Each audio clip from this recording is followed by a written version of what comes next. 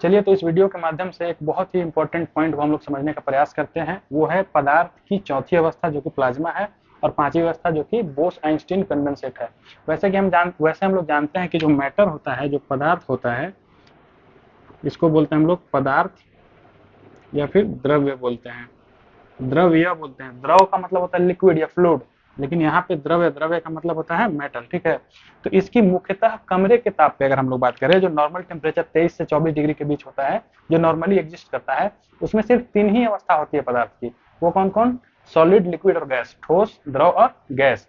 लेकिन दो विशिष्ट अवस्था हम लोग बोलते हैं, स्पेसिफिक, जो मतलब कि कहते हैं इन दोनों को, प्लाज्मा को और बीईसी को। ठीक है, वो क्या है? स्पेसिफिक अवस्था है। वो कमरे के ताप पे नहीं पाई जाती है, उसके लिए एक स्पेशल टेम्परेचर हम लोग को अलग से देना पड़ता है। इसलिए इन दोनों को हम लोग बोलते हैं स्पेसिफिक अवस्था, यानी कि विशिष्ट अवस्था बोलते हैं। मुख्यतः 3 ही होती है, ठोस, द्रव, गैस। ये दोनों जो है वो एक विशिष्ट अवस्था होती है, जो कि एक निश्चित तापमान पे ही देखी जा सकती है। नॉर्मली ऐसे आप नहीं देख सकते। ठीक है, तो समझने का प्रयास करते हैं कि प्लाज्मा और बीईसी क्या है। हम सभी जानते हैं कि अगर एक कोई ठोस है, कोई भी ठोस, मान लो बर्फ है, इसको अगर हम लोग हीट देते हैं, गर्म करते हैं, तो पहले लिक्विड बनता है। ठीक है, और हम लोग अगर इसको और टेम्परेचर देते हैं तो ये गैस बन जाता है। ठीक है, इतना तो सब जानते होंगे। प्लाज्मा की अवस्था क्या है? इसमें कोई भी निष्क्रिय गैस है। टोटल 118 एलिमेंट है ना अर्थ पे, तो इसमें कुछ निष्क्रिय गैस है, अक्रिय गैस है, जो कि रासायनिक अभिक्रिया में भाग नहीं लेते हैं, जैसे कि हीलियम हो गया, नियोन हो गया, आर्गन हो गया। ठीक है, तो उन निष्क्रिय गैसों को एक निश्चित तापमान पर, ध्यान दीजिएगा मेरा वर्ड, निश्चित तापमान तक गर्म किया जाता है। निश्चित तापमान तक गर्म कीजिएगा ना, तो वो अपना इलेक्ट्रॉन का त्याग कर देती है और आयनित हो जाती है। बात समझो, निष्क्रिय गैसों को जब बहुत गर्म किया जाता है, गैसों को हम लोग गर्म कर रहे थे, पहले बर्फ को गर्म किए तो जल हो गया, जल को गर्म किए तो गैस हो गया। अब गैस को भी गर्म कर रहे हैं, लेकिन कौन सा गैस? निष्क्रिय गैस। तो निष्क्रिय गैस को जब हम लोग गर्म कर रहे हैं, तो वो जो पदार्थ है वो इलेक्ट्रॉन का त्याग कर दे रही है। ठीक है, आयनित हो जा रही है, आयन में बढ़ जा रही है, और आयन में बढ़ के चमकने लगती है, चमकदार एक माध्यम बनाती है। उसी को हम लोग बोलते हैं प्लाज्मा।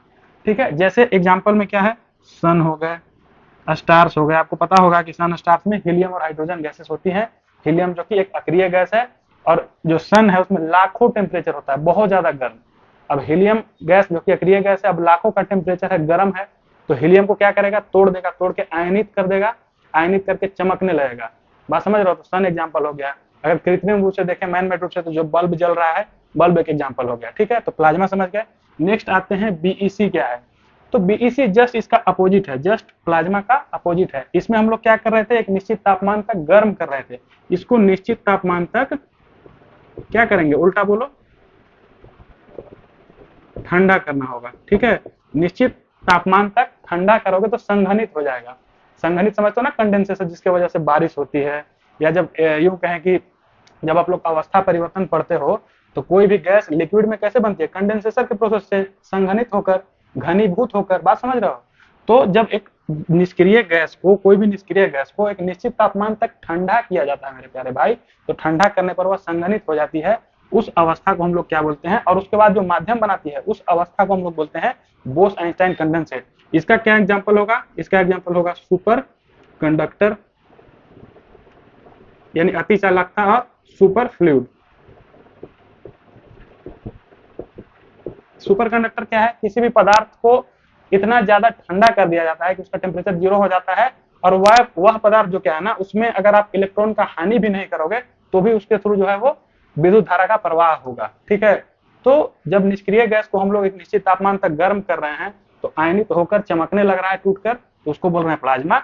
और अगर निष्क्रिय गैसों को एक निश्चित तापमान तक ठंडा कर रहे हैं, तो संघनित हो जा रहा है, और जो माध्यम बना रहा है उसको हम लोग बोलेंगे बीईसी। होपफुली आपको ये वीडियो अच्छा लगा होगा, इन्फॉर्मेटिव लगा होगा। लाइक सब्सक्राइब करना ना भूले। Thank you.